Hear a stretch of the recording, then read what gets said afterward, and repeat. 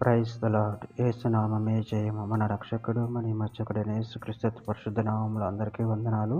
చిన్న ప్రార్థన ద్వారా రాత్రికాల వాక్యదానం చేసుకుందాము. పరిశుద్ధుడ మహాగణుడైన దేవ యేసయ్య, సర్వాధికారినైన మీకే వేలది వందనములు, కృతజ్ఞతాస్తుతి స్తోత్రం చెల్లించుకుంటున్నాను దేవ రాత్రికాల సమయంలో ప్రభు వాక్యభాగం ధ్యానిస్తుండగా వాక్యభాగం మాకు అర్థమవుటకు సహాయం చేసి మీ కృపలో బలపరిచి మీకు మాదిరిగా మమ్మల్ని నడిపించి మీ చిత్తము మా జీవితంలో జరిగించమని చిన్న ప్రార్థన ఇస్తున్నాములో అడిగి వేడుకుంటున్నాను తండ్రి. Amen amen. మత్తయి సువార్త 24వ అధ్యాయం 36వ వచనము. అయితే ఆ దినమున గూర్చియు ఆ గడియను గూర్చియు తండ్రి మాత్రమే గాని ఏ మనుషుడనైనను పరలోక మండలి దూతలైనను కుమారుడనైనను ఎరగరు. ఆమె దేవుడి వాక్య భాగం దీవించునుగాక. ప్రభునందు ప్రియులారా, ఇక్కడ వాక్య భాగంలో గమనించినట్లయితే, అయితే ఆ దినమున గూర్చియు ఆ గడియను గూర్చియు తండ్రి మాత్రమే గాని ఏ మనుషుడనైనను పరలోక మందలి దూతలనైనను కుమారుడనైనను ఎరగరు.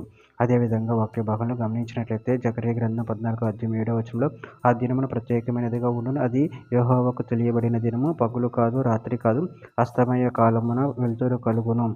మార్కు సువార్త 13వ అధ్యాయం 32వ వచనం, ఆ దినమును గూర్చి ఆ గడియను గూర్చి తండ్రి తప్ప ఏ మనుషుడనైనను పరలోక మందలి దూతలనైనను కుమారుడనైనను ఎరగరు.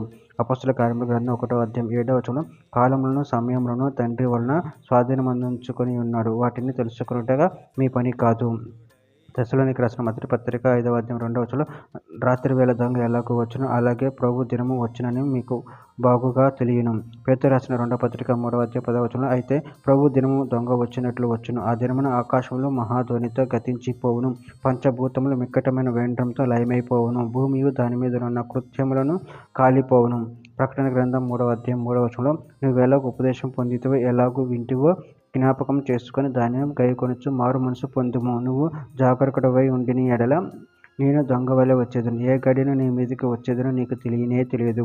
తెస్సలోనికీయులకు రాసిన 2వ పత్రిక 1వ అధ్యాయం 10వ వచనం, ఆయన ముఖము నుండి ఆయన ప్రభావమందలి మహిమ నుండి పారద్రోలబడి నిత్య నాశనమను దండన పొందుదురు. ఏలయనగా మేము మీకిచ్చిన సాక్ష్యము మీరు నమ్మితిరి.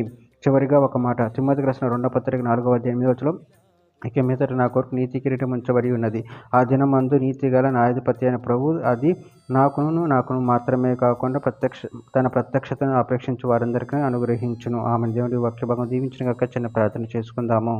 పరిశుద్ధుడ ప్రేమ కలిగిన దేవయేసయ్య, మీరు ఇచ్చిన వాక్యదానాన్ని బట్టి కృతజ్ఞతలు తండ్రి. నేను మీకోసం మీకు కనిపెట్టుకుని నేను మహింపరచుకుని పరిశక్తిని బలాన్ని మాకు అనుగ్రహించి మీ ప్రేమ కృప మనల్ని బలపరిచి స్థిరపరచమని చిన్న ప్రార్థన నామములో అడిగి వేడుకుంటున్నాను తండ్రి. Amen amen.